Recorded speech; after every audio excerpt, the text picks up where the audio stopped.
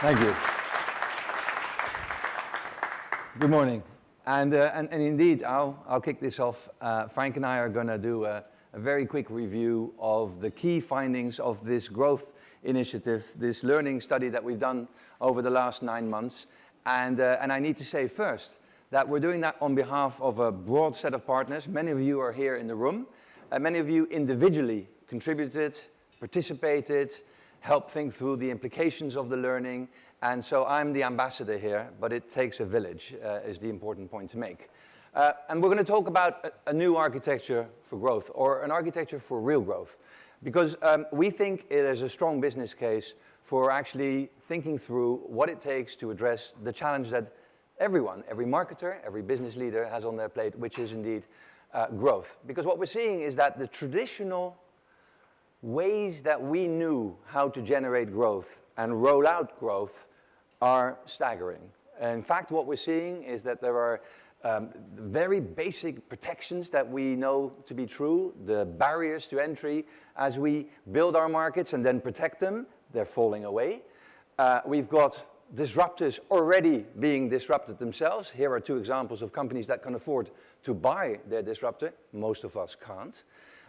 We see that actually the people we need to drive our growth, and particularly within marketing and sales and insights, it's a sad testament. This is a statistic I only just came across, that in fact marketing and sales in the UK is now less common and less popular as an industry than teaching.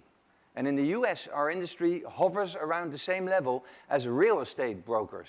And we all know what we think of them.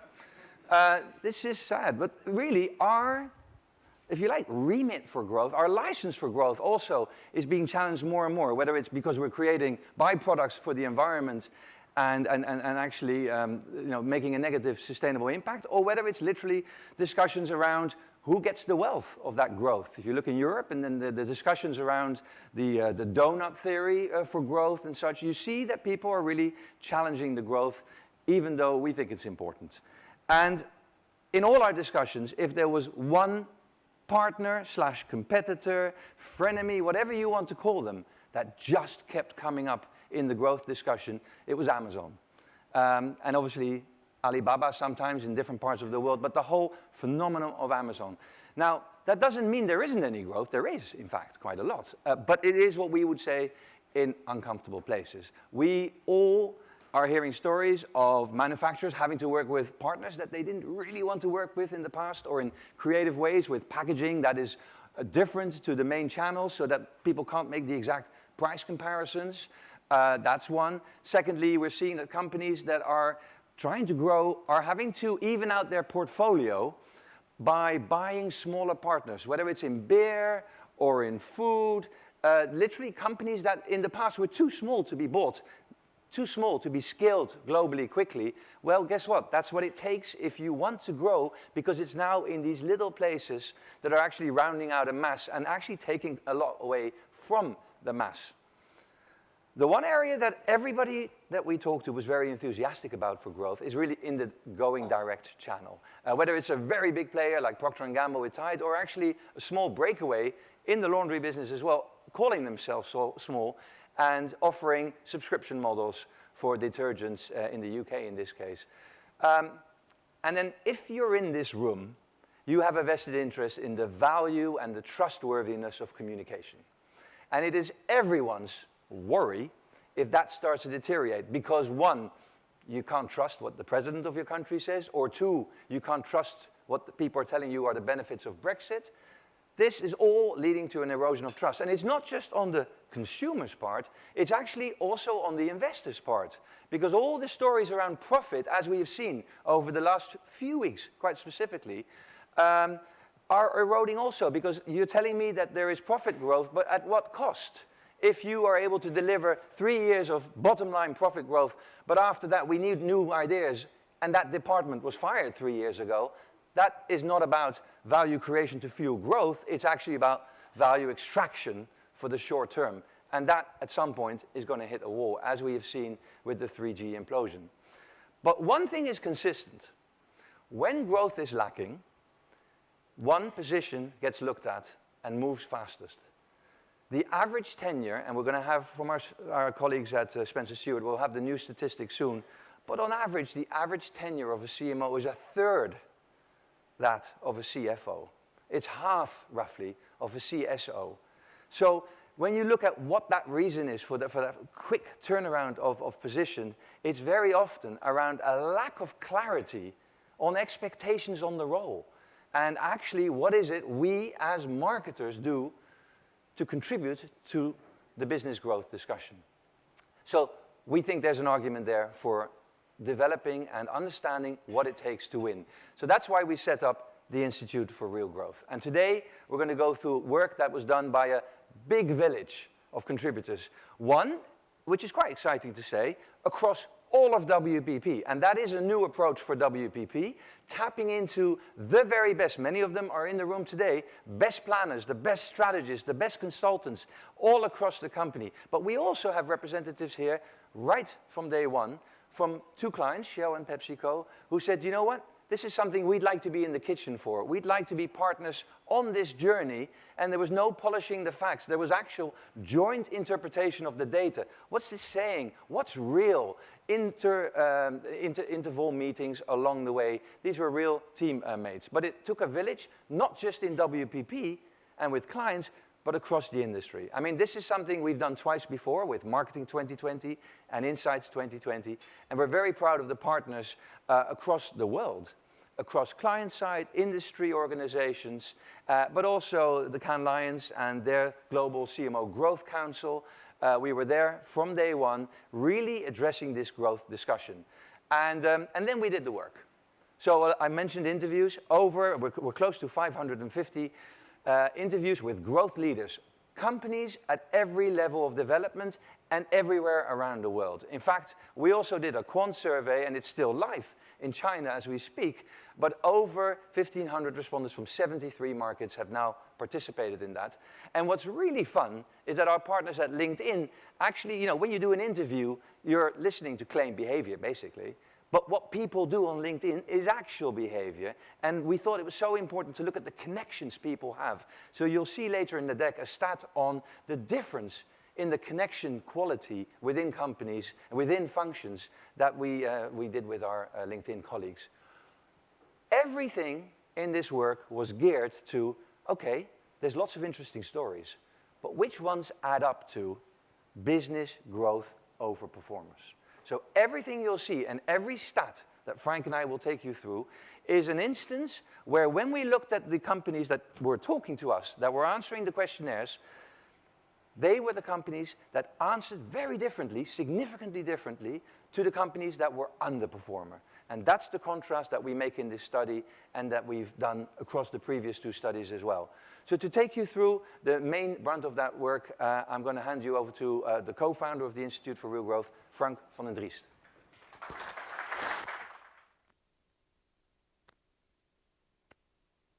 Everybody, it's absolutely great to be here.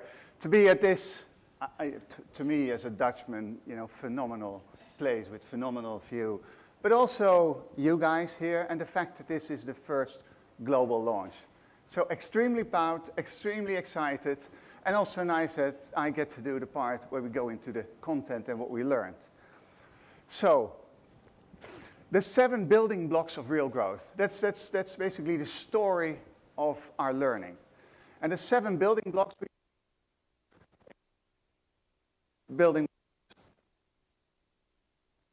3 building blocks on the what, performers. 3 on the how do they organize differently? And 3 on the why they do what they do. Contrasting growth leaders.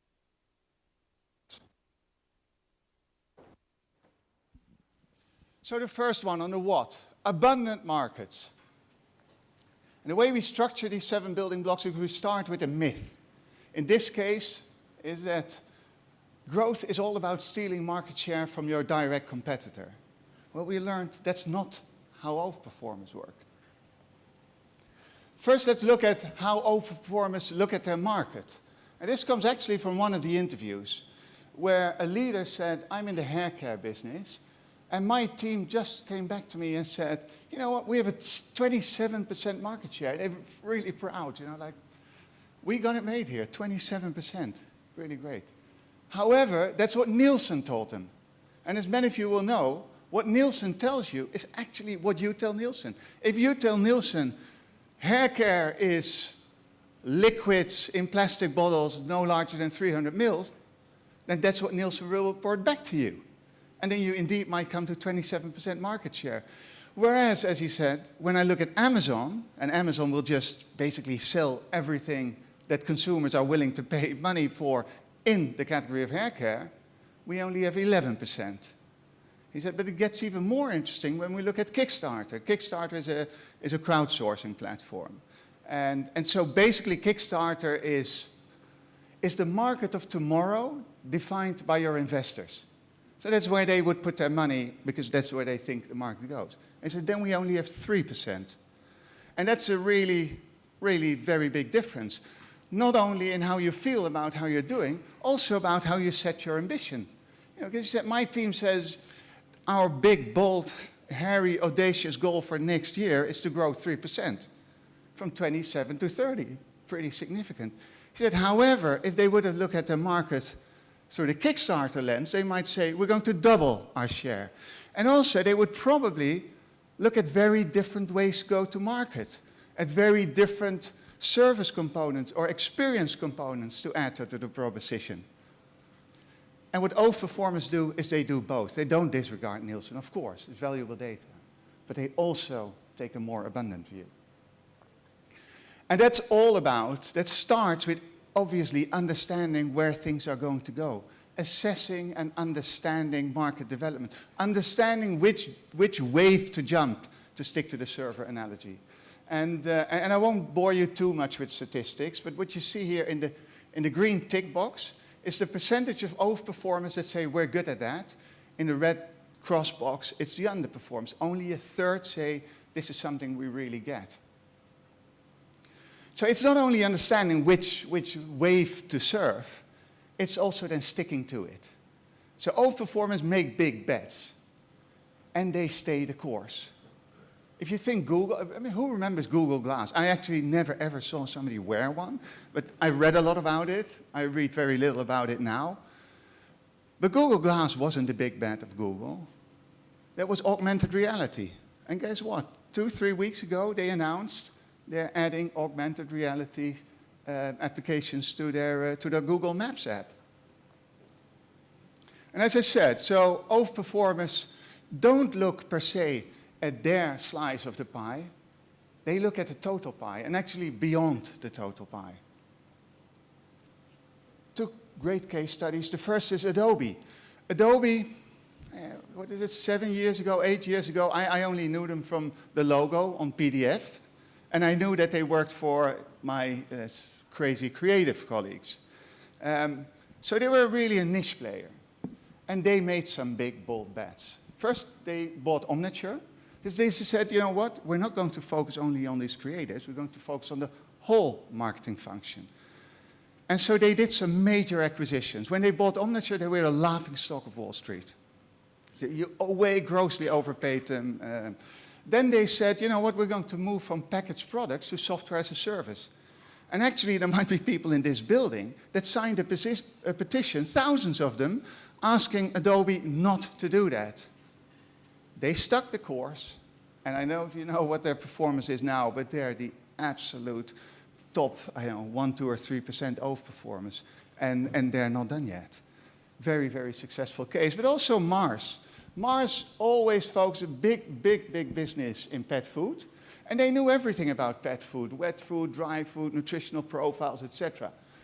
And they interrogated the consumers, say they would even know more about pet food. But then they took a step back, and they didn't interrogate their consumers, but invited them to tell stories about taking care of their cats. And they didn't talk about food. They talked about the cat's well-being. And they said, you know what? Let's redefine our market from pet food to pet care. And they put their money where their mouth is. They bought VCA for $6 billion, a leading vet clinic chain here in the US. And they're not done. They continue to buy and to grow. So the second building block on the what? Multiple models. Here the myth is that if it doesn't fit our ROI model, the spreadsheet mafia, aka finance, will kill it. Well, we learned that's not true, at least not at Oath Performance, because at Oath Performance there's a very high willingness to embrace multiple business models at the same time.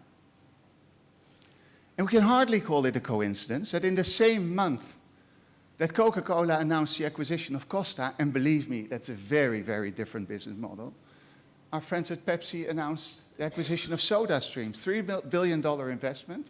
That interestingly put them in a personalization play. It's a subscription model.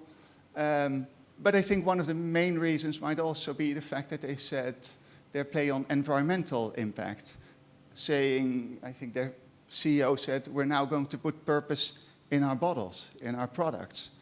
And they're doing it. Again, hugely different business model, hugely different conversation with finance on ROI horizons, and I think that's something that came back in this study, in all of these interviews, when we talked about business models, is financial acumen of marketers. And in some cases, people rate themselves pretty high, but what they're talking into is marketing ROI. But to do this, it's beyond marketing ROI. It's understanding the impact of marketing in total business. Or even better still, to be able to have conversations with finance, like M&A would have, about the assumptions underlying the business models. So the third, evolving experience. Growth is all about increasing our NPS, basically. Well, nobody said it better than this guy, who in one of his annual letters said, we should embrace the always beautifully dissatisfied consumer. And just think for yourself. You know, if Amazon, offers for free delivery on the same day, why would you not expect that from somebody else? Your expectations in one category transpond to the other. You know, when Spotify is an app I totally love, and then I try to book a flight on the BA app, it made me cry.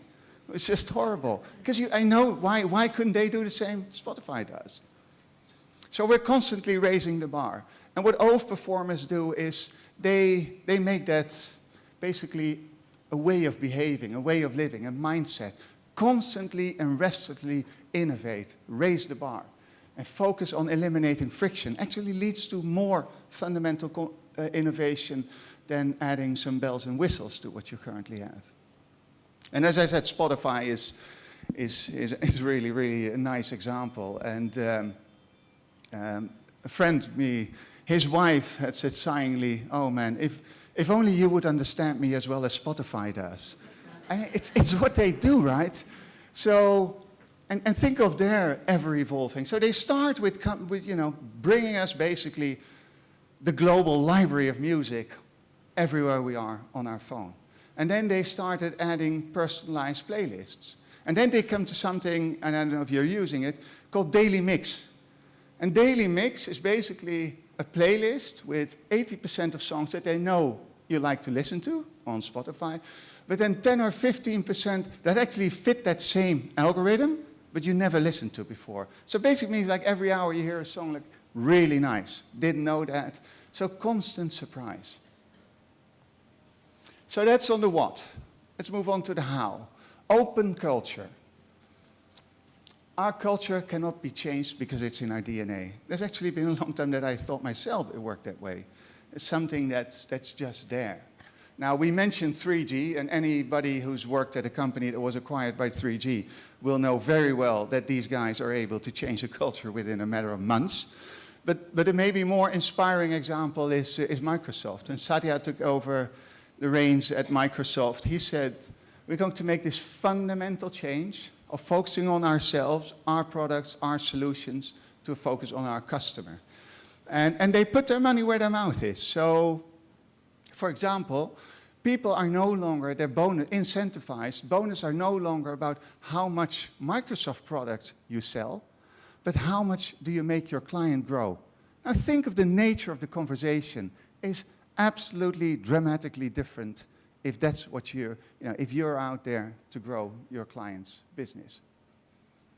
In terms of culture, we provided in the quant questionnaire 4 profiles. And 2, there was no difference between under and overperformers, so we're going to skip those. But 2 there were.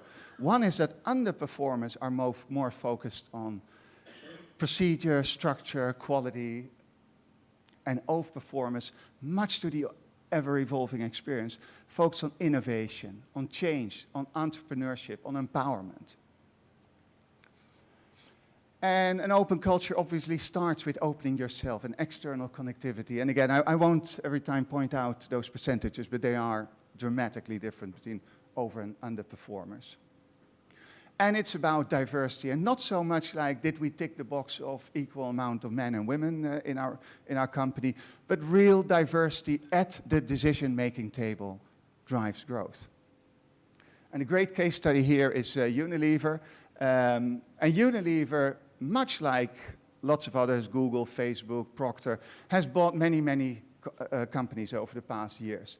There's one big difference. With Unilever, of all the companies they bought, the founders are still with them.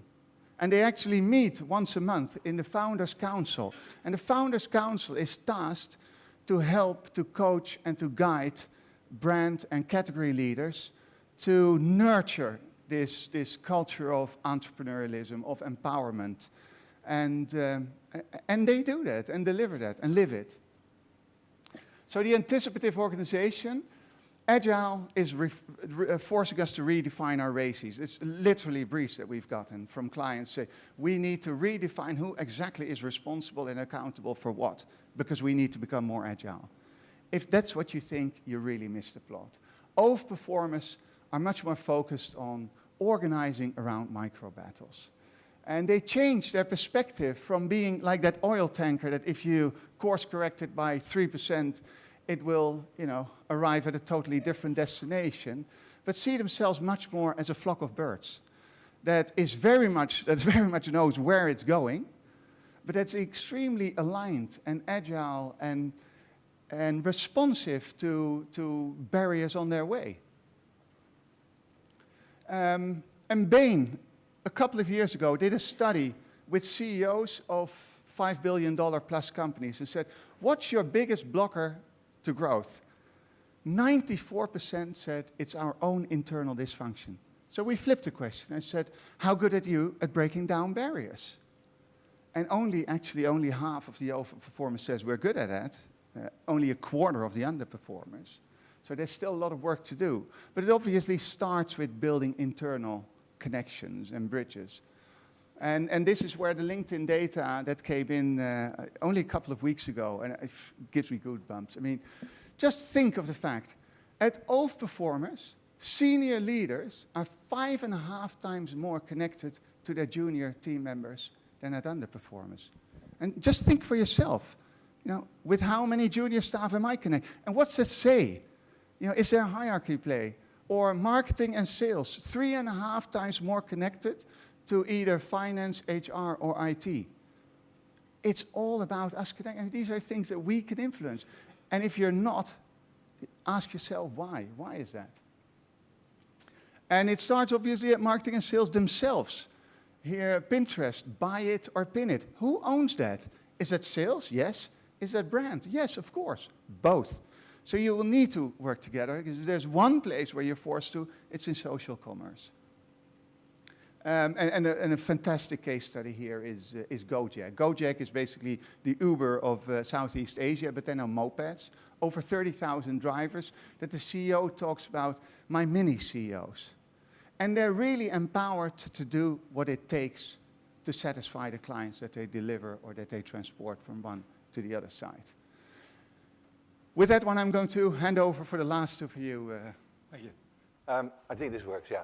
So if we talk about the organization and how that organization is different, there's one real point that comes to mind, which the term you will have heard before, but we think is so important, is in fact the bringing together of those two sides that are both needed for success, whole-brained. What we see is really that no one complained to us that they don't have enough data. There's infobesity, we know it. The data might be in the wrong silo. It might be there 3 months after you need it. It might be in a different language. There's a lot of chat around that, of course. But the bottom line is, it's not the data that's lacking. What we hear and what we see overperformers talk about is that the unlock is actually enabling to unlock that data with human insights. It's bringing those two sides together, and also to bring the unlock to technology with creativity. One without the other doesn't cut it. We see that the ability to actually bring whole brain talent in, but also to build whole brain teams, because we're not proposing that everybody now try and completely change themselves and be different. We're also very clearly reaffirming that it starts with the data. Lots of examples of companies that had divisions that were at different stages of maturity around having the data to inform the growth. That's clearly important.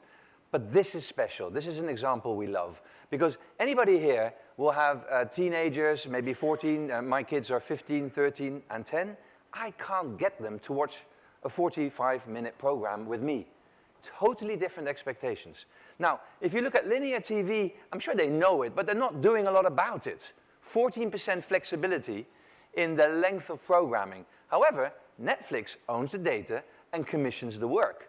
38% flexibility there in terms of give me programs that are snackable.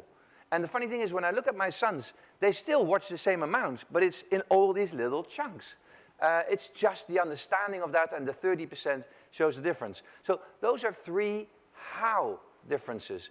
But if we stop there, we really wouldn't give you the benefit of our biggest learning, which also really taps into the core interviews, which is why people come to work. The majority of companies still expect their employees to go home and say to their respective partners, we're working as a company to boost profitable growth. It's unbelievable. But the number of companies that still put that financial objective right at the top there and expect that to be the motivating instigator for energy inside the company is a sad testament. What we see is that, of course, top-level growth is important. That's, if people are willing to spend money on you, you're doing something right. And what we see is that among under and overperformers, there's no difference. But we also see that the underperformers actually do obsess more about the bottom line. Now, you could explain that away and say, well, if they don't, they're not going to be around much longer. That's true. But nevertheless, it is a significant difference.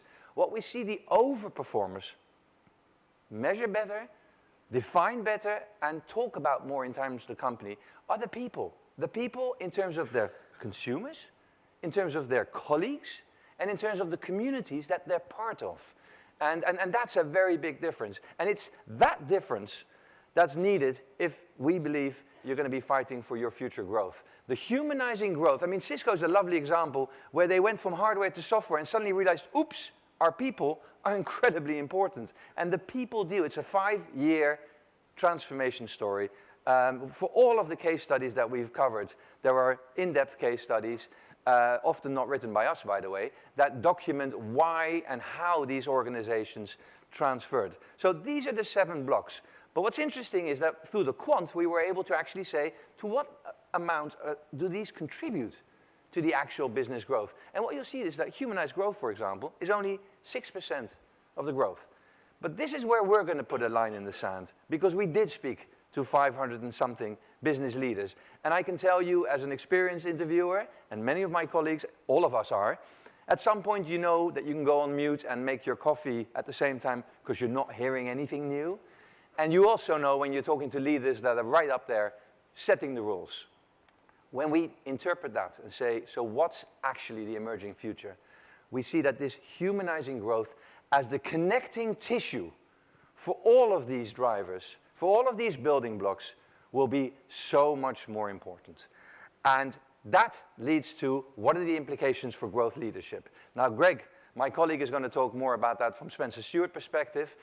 But we have a lot of people in the room, and we spoke to a lot of people that are worried about this picture. I actually had the opportunity to discuss this slide with the man on the slide 2 weeks ago, Francisco Crispo.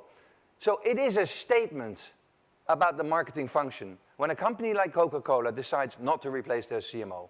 It is a statement about our ability to be a business partner when in fact the CMO is replaced by chief growth officer with no marketing background whatsoever. Is this our future? Well, we think not, but it's up to us. One, we desperately need to be seen and to be focusing our time and effort way beyond communication. Not belittling the importance, but in the full set of growth drivers, it is one. We also need to be very clear that we're not too distracted. Now, let's be honest. The last 10 years have seen all of our budgets move to different places. We needed to understand this space. But when there are, this is, by the way, from the list of CES's most useless innovations of the year, an Alexa-enabled toilet, I'm not going to be buying it. When people perceive us to be thinking about things like this, it's never good for the industry. What we see is about, obviously, making better marketing decisions, but it's also about influencing better business decisions. And I want to spend 2 minutes on a friend and a colleague, Silvia Lagnado, now the CMO at McDonald's, who on day one, in her negotiations, said, look, I'll be the CMO, but don't expect a new campaign and don't expect a new positioning in year one. I want to be developing the growth strategy with you, Mr. CEO and Mr. Head of Strategy. And that's what they did in the first year. And very quickly now going through our building blocks, what came out was one, what they call their new growth framework. It identified the where to play beyond the how to win. Where to play for them was breakfast. They were losing to lots of new players. So the McCafés, we've all seen them get more prominence. That's their strategy. In terms of business models, they weren't in delivery. Other people were delivering their products. They got into the delivery business because it was a business model they were uncomfortable with, but they decided we have to get comfortable with. They got into the experience business, and anyone walking into McDonald's today knows how different it is to just 2-3 years ago. And they have a very open culture. It really, for an outsider, is impressive to see everything that they're doing to bring people along, to connect people, and to elevate people within the organization.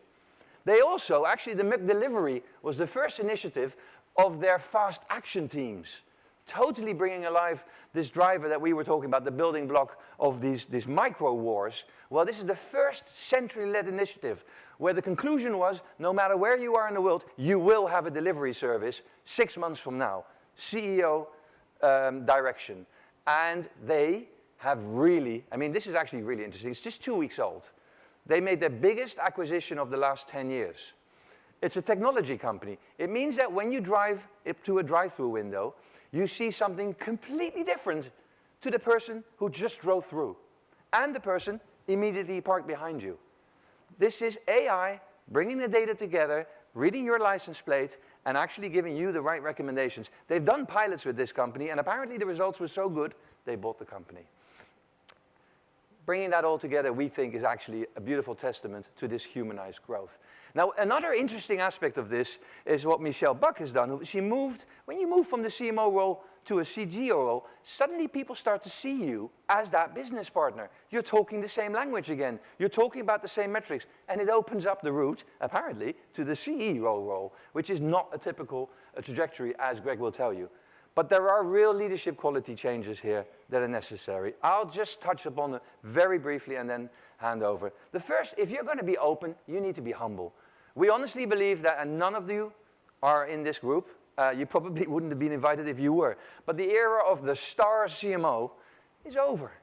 No, this is the era of the CMO that one says, we haven't got all the answers. 2 says, I tried this and made mistakes. And 3 says, I'd like to collaborate with you because it's going to take more than just our organization to make this work. That humbleness, essential. 2, empowering. If you're pushing down, as Frank talked about, the decisions around what is right for your customers, if you are doing that closer to the customer interface, you need to be much more empowering and actually be passionate around who is it we're trying to be, passionate about the purpose of the brand and the organization, but empowering around the, now you show me how.